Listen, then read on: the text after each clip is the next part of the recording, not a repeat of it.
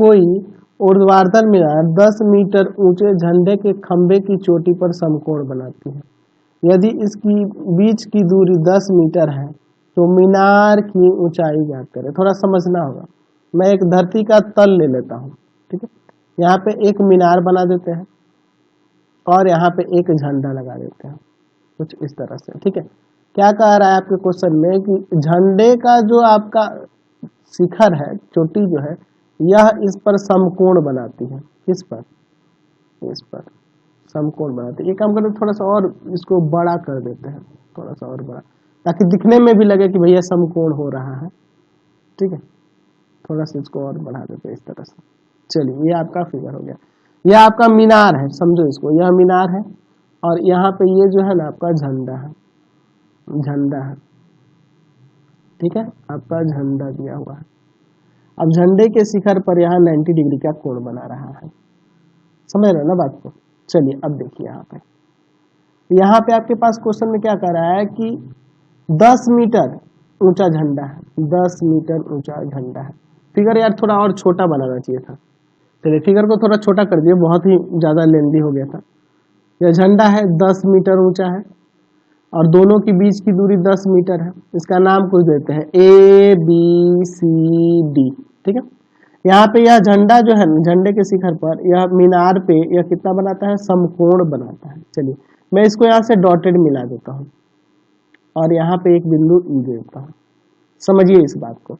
मैं यहाँ पे देख रहा हूँ इस फिगर में, देखिए हमें क्या निकालना है? मीनार की ऊंचाई, यह टोटल ऊंचाई AD निकालनी है। समझो यहाँ पे त्रिभुज ABC में देख रहे हैं कि यह AB और BE बराबर है, AB और यहाँ पर BE बराबर है। दोनों 10-10 है ना जी, 10 मीटर दिया है दोनों, इसलिए बराबर है। तो यहाँ पे यह दोनों कोण भी बराबर हो जाएंगे।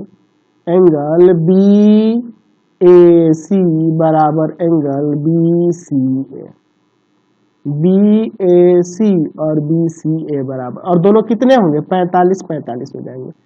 क्यों होंगे 45-45? क्योंकि ये दो कोण बराबर है और ये तीसरा समकोण है, तो दोनों न्यून कोण 45-45 होंगे ना।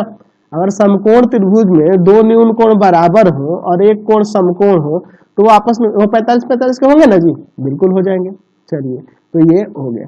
अब यह दोनों कोण बराबर हो गए, ठीक है। अब यहाँ पे मैं देख सकता हूँ कि एंगल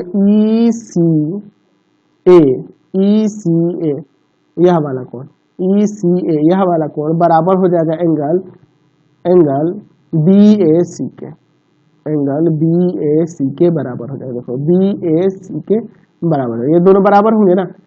ये 45 तो ये भी 45 हो जाएगा। कैसे? एकांतर अंतःकोण से, अल्टरनेट इंटीरियर एंगल से, यह 45 हो गया। चूंकि आपके पास एंगल ACD 90 दिया है, क्वेश्चन में कह रहा है, आपके क्वेश्चन में कह रहा है ACD ये 90 है, तो ACD में दो कोण है। कौन कौन से हैं? एक तो एंगल ECA है, ECA है, और दूसरा एंगल जो है DCE है, DCE है। देख रहे हो ना? तो इन दोनों का योग मिला के 90 हो जाएगा ना। आप ACD की जगह पे ECA और प्लस में DCE लिख सकते हैं ना। चलिए तो यहाँ पे इसका वैल्यू तो 45 आ गया है, इसको ले जाके उधर घटा देते हैं तो DCE निकल जाएगा यहाँ से, एंगल DCE जो हो जाएगा 45 हो जाएगा।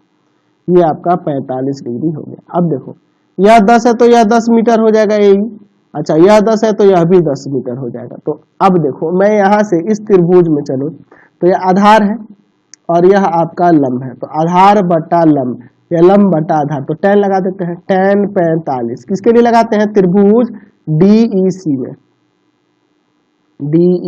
इसमें tan 45 तो DE और बटा में हो जाएगा आपका EC। चलिए इसका वैल्यू 1 होता है tan 45 का, और DE निकालना है हमें, और EC का वैल्यू आपके पास 10 मीटर है। तो यहाँ से DE बराबर में 10 मीटर हो जाएगा ना। तो हमें क्या निकालना था? मीनार की ऊंचाई ना, मीनार की ऊंचाई, तो मीनार की ऊंचाई AE प्लस में DE हो जाएगा। तो AE तो हम लोग 10 पहले ही दिखा चुके हैं और DE भी 10 आ गया, तो 10-10 20 मीटर हो जाएगा। समझ गया ना? चलते अगले क्वेश्चन पे।